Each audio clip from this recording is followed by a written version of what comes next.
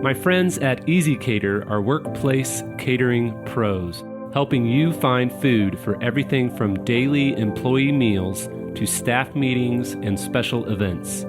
Visit easycater.com/leaderassistant to find out more. Hi, everyone. This is Tiara Hines, and the leadership quote of the day is, "Leadership is an action, not a position." The Leader Assistant podcast exists to encourage and challenge assistants to become confident, game-changing leader assistants. The Leader Assistant podcast is exclusively brought to you by Goody, which provides effortless gifting for all occasions. If you're tired of sending tacky, impersonal business gifts, then you should definitely check out Goody. My friends at Goody offer a collection of hundreds of curated brands like Levain Bakery, Therabody, Milk Bar, and Ember mugs. With Goody, if your recipient doesn't like your gift, they can swap it out for one they do like.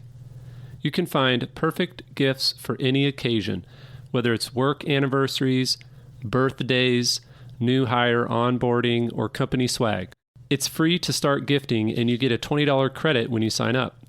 Also, be sure to mention the Leader Assistant podcast when signing up, and Goody will add an extra $10 credit to your account. So go to leaderassistant.com/goody to disrupt the inefficiencies in your team's gifting strategy. Again, that's leaderassistant.com/goody. Hey friends, thanks for tuning in to the Leader Assistant podcast. It's your host, Jeremy Burrows. Welcome to episode 165. I'm here with Tiara Hines. Tiara is Executive Assistant supporting the Chief Financial Officer of OLO, and she's also the founder of the 3/5 Collective, 35C for short. And actually, Tiara is a self-proclaimed Chief Executive Assistant. So, Tiara, I'm really excited to be speaking with you today and hear all about everything that you're up to. How's it going? Thank you, Jeremy, for having me. Very excited about today's conversation. And yes, I'm glad that you opened with my sort of self-proclaimed label of Chief Executive Assistant. Very excited to get into why I refer to myself as that and why I consult other EAs to do the same. Great. Well, before we jump into that, why don't you tell us what city you're in and how long you've been an assistant? Oh, of course. I am currently residing in Washington Heights, which is in North Manhattan, very close to the Bronx. I have been an executive assistant or chief executive assistant for the last decade. So going up on year 11 very soon, which seems crazy. But I guess time flies when you're having fun, doesn't it? Exactly. And what industry is OLO? What company is OLO? What do they do? Absolutely. OLO actually stands for online ordering. We thought we were being very creative with that sort of abbreviation there. But we are a food technology company. We create digital solutions for restaurants across the country. And I, as you said earlier in the podcast, am the executive assistant to Peter Benavides, who's the chief financial officer over at OLO. Great. And how long have you been there? I have been there for about a year and a half. So I joined shortly after COVID in 2020, have been working mostly remote. And luckily, the office has opened back up. So now we're sort of getting into the new way of work and doing a little hybrid thing. How's that transition been, going from fully remote to hybrid? It's been interesting. As an executive assistant, most of my roles have been in person, and I've sort of gotten used to having my desk right alongside my sort of executive's office and being able to, be with them, right next to them as they're in meetings, having calls, making decisions. And working remotely really sort of took me out of my element, and it really challenged me to rethink how I can advocate for and support my executives remotely when I don't sort of have that sort of in-person element. So it really did, inspire me to challenge But I'm very excited to, get back into the office and have that element back in my workflow. Love it. That's great. So do you prefer in office or do you prefer working from home? Oh, that's a good question. If I have to choose remote or in office, I would have to go to in office. I don't think anything beats, although I love having the sort of flexibility that I have working remotely. As an EA, I need that sort of in-person element. So I'm going to go with in office, which might be controversial. No, I mean, I think it's dependent on your personality and your style and your preferences. And I am definitely on team work from home, but I know a lot who simply say, I can't sit around at home all day. I need to be around people. Yeah, I think it also depends because, again, I'm in New York, so I'm in a small one bedroom and I don't necessarily have a dedicated space to work to. Yeah. So I think I am just a lot more productive when, I'm at my desk. I have, my multiple screens up and sort of everything set. But yeah, I'm sure having a family and sort of multiple businesses working at home for you is probably a little bit easier, Yeah, definitely. All right. Well, let's jump into the Chief Executive Assistant title. Is that your official title or is that kind of unofficial? That is my unofficial title. My official title is Executive Assistant to CFO. But I started referring to myself as a chief executive assistant. Initially, it was something that I used to self-motivate and self-inspire. So this was never something that I intended to call myself out in the open or in public. It was just something that I used internally to just, motivate myself to really own my role as an EA. Very early on in my career, actually, I was, the only administrative professional in the organizations that I worked for. And I'm sure most of us listening in today have that sort of experience where you're the only EA. So you don't really have models around you of what it means to really grow and excel in your role. But what I did have around me was a team of executives that I was supporting that I could really lean into. And that's why I decided to, start referring to myself as a chief executive assistant, really dissecting what I saw from the executives around me and really pulling different qualities that not only made them successful as executives, but also made me more successful in my role as an executive assistant. So when you say, you sent me some notes ahead of time, and I love how you communicated this concept of a chief executive assistant. But one thing you say is having an executive first mindset. And so kind of talk through what you mean by executive first mindset. Absolutely. And I think it's so important. I came into the role of an executive assistant. I was actually scouted by the first CEO that I supported, the CEO of a health, wellness, and fitness startup called Model Fit. I would take his, weekly fitness class that he had in the back of this really grungy MMA studio. And, me and maybe 10 other women would go into this class, ready to to work out amongst all of these, great MMA fighters.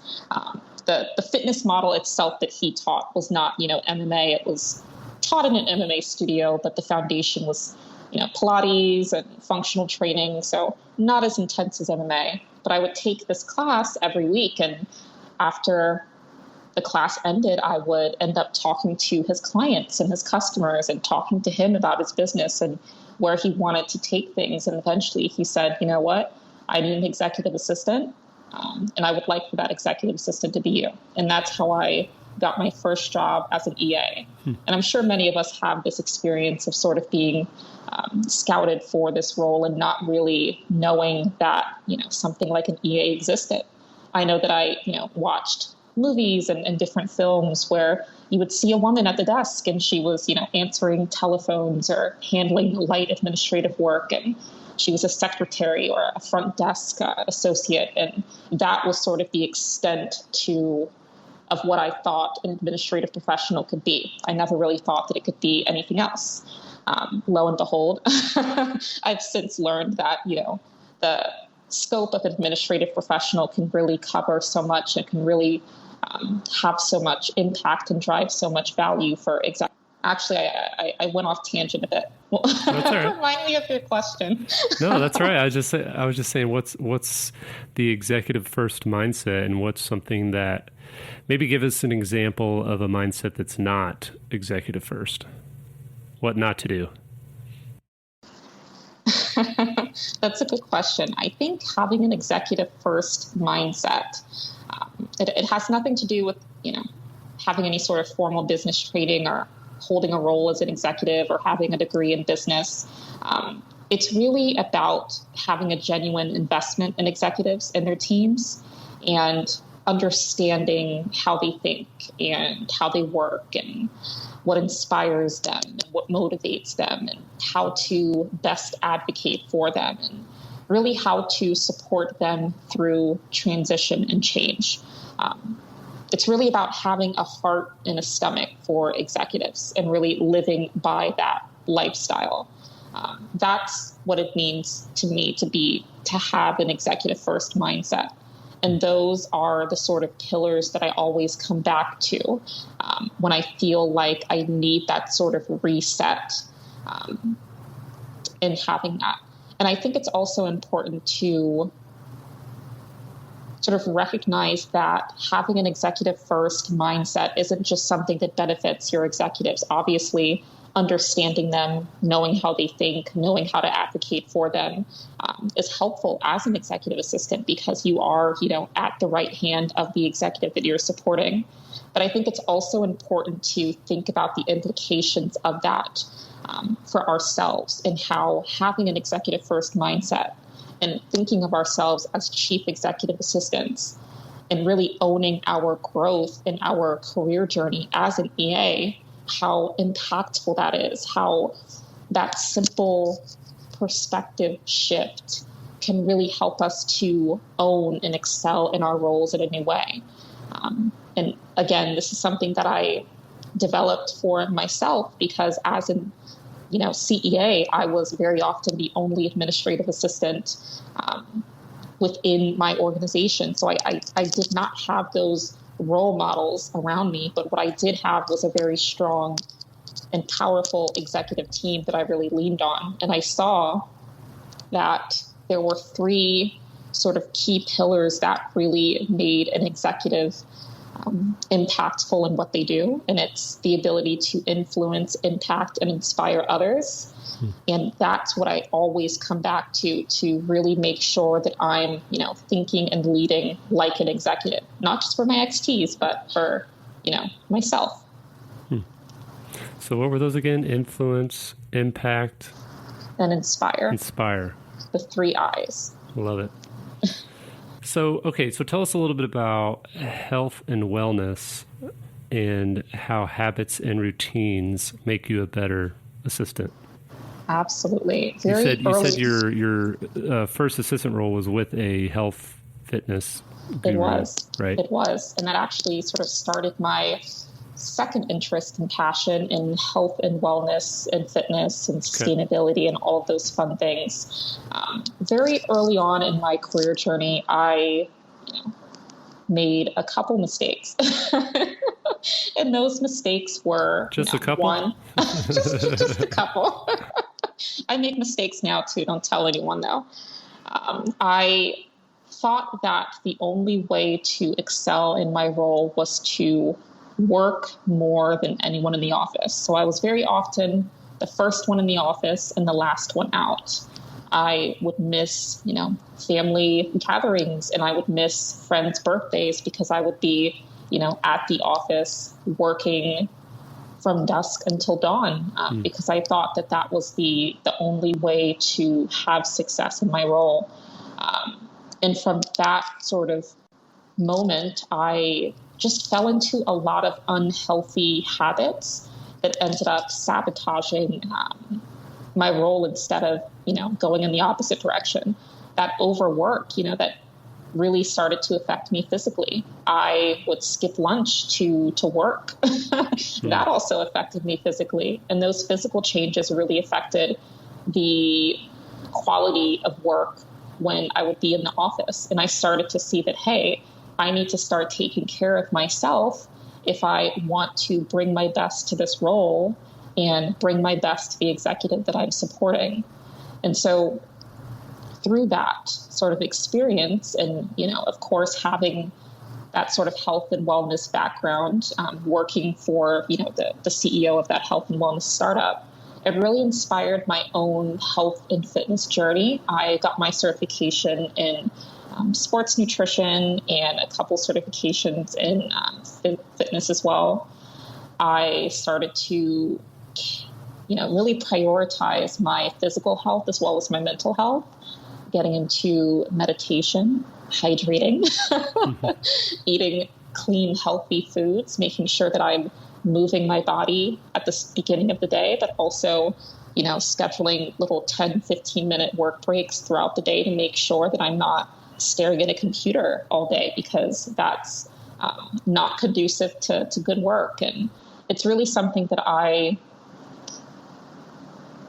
hope to inspire in EAs that are very early on in their career. I totally understand that, if this is your first EA job, maybe your second EA job, you feel like that's the only way to succeed, right? Working through lunch and in the office early and out last and doing all of these things that don't necessarily help you physically.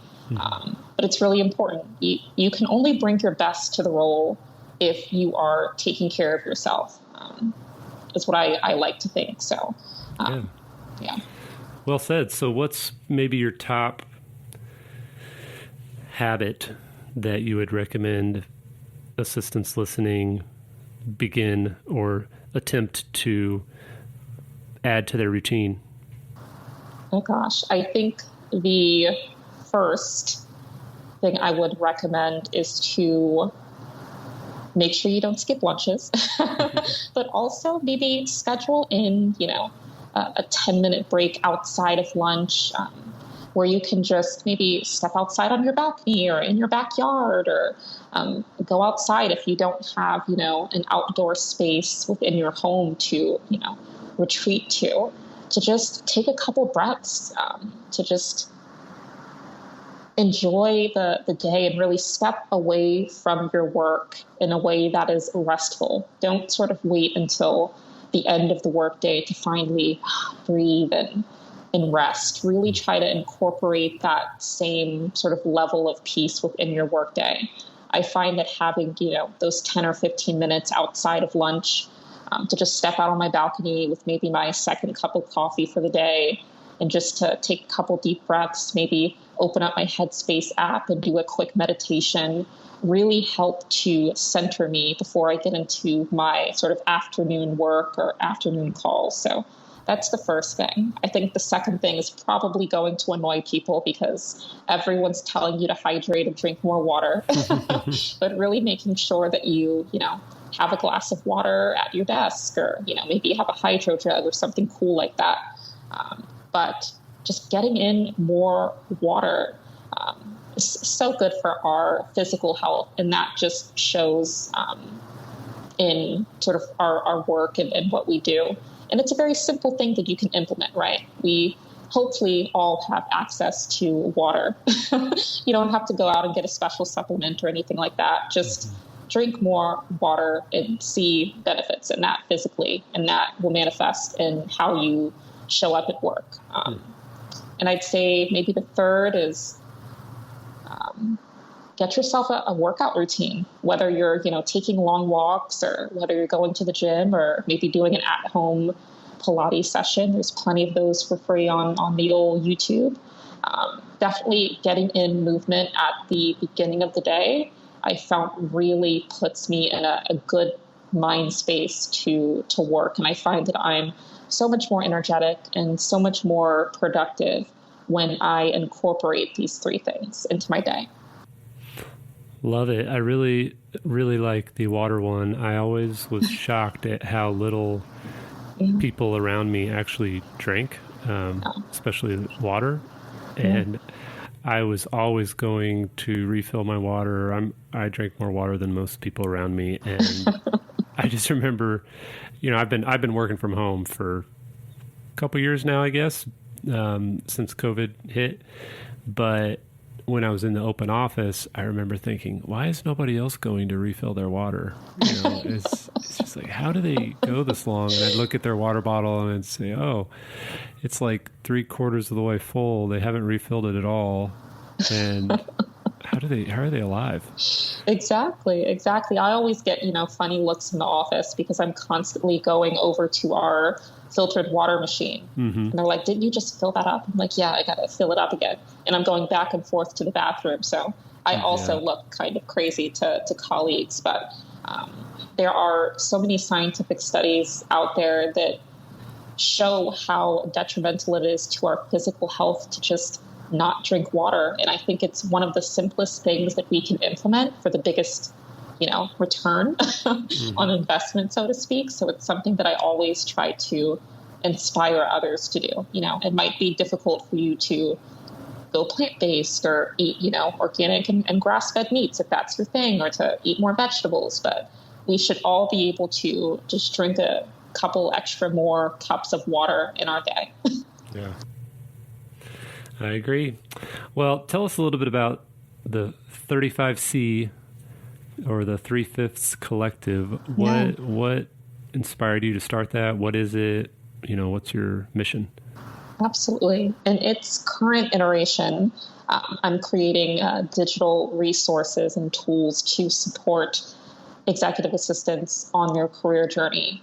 This is really me trying to give to others what I wish I had as a young EA. And it's something that I've always sort of wanted to do.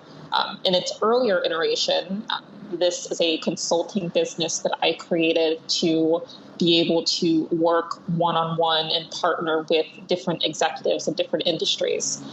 So instead of supporting one executive in a full-time role, having this consulting business and partnering with executives through this business allowed me to support upwards of 7 executives at one time, in varying amounts, of course, which I enjoyed. I enjoyed working with different types of executives, executives in food technology or finance and marketing and branding and health, wellness, and fitness, and different personalities as well. But yes, in its current iteration, I've sort of retooled that, since I am working with OLO full time, into a resource for other executive assistants. I, again, did not have any of these resources as I was a young EA. So it's really my way to give back.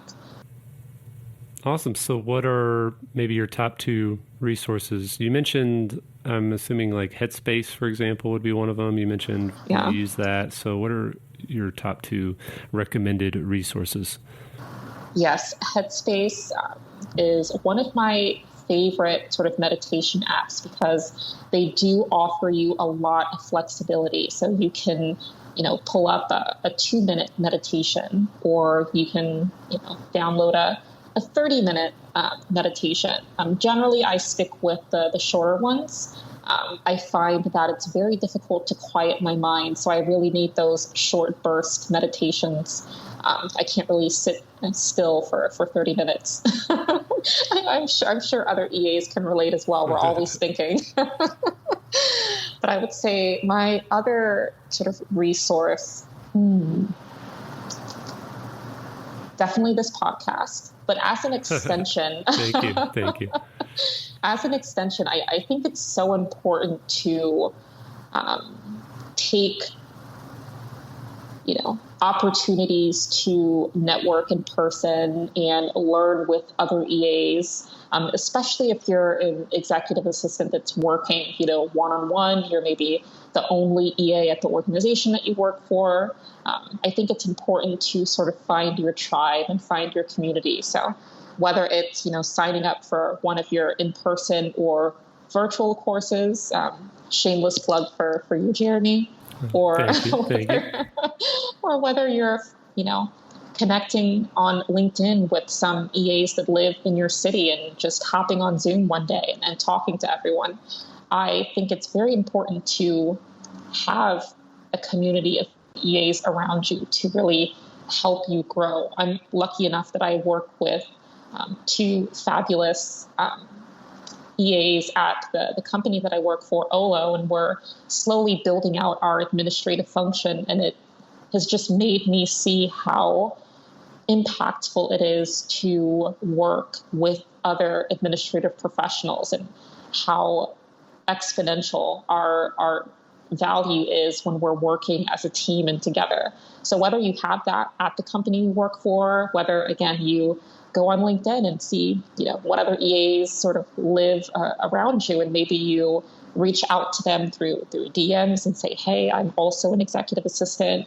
Would you like to hop on a Zoom? I'm sure many EAs would love an opportunity to connect and to build that community. Or whether you're, buying one of your in-person or virtual courses and taking that, really taking ownership of opportunities like that, I think is very important. Yeah, I think the power of networking, and networking specifically with people who get you and who go through the same struggles that you go through, is a big, big part of our growth and development and our health and wellness too. So absolutely. Awesome, Tiara. Well, thanks for being on the show. What is one thing that you wish you could tell your younger self the day or the night before your very first day as an assistant? So if there's assistants listening, they're about to start a new role or work for a new company, or maybe it's their first day on the job ever, what's one thing you wish you could tell your younger rookie assistant self? That's such a great question. I think I would tell myself to, excuse my French, take the darn lunch break. The work will always be there. Go to lunch with your colleagues. The work will always be there. Go to your friend's birthday party instead of, sitting in an empty office, trying to squeeze in a couple more minutes of work. That's what I would tell myself. And other EAs. Yeah. Love it. Take your lunch breaks. Exactly. Awesome. Well, what's the best place for people to reach out and say hi and connect and get to know more about you? Absolutely. I am a huge fan of LinkedIn. LinkedIn is always open on a tab on my computer, so feel free to reach me there. You can also sign up for my weekly newsletter, at 3fifths.co, and I'll make sure to send you those links so we can include it in the show notes as well. But happy to connect one-on-one with any executive assistants on their career journey. Happy to help EAs that are maybe transitioning into the role, and just in general, happy to connect. So LinkedIn or my website. Love it. We'll definitely put those in the show notes at leaderassistant.com/165, leaderassistant.com/165. Tiara, thanks again. Best of luck to you. Appreciate you sharing a little bit of your story, and we will talk to you soon. Thank you, Jeremy.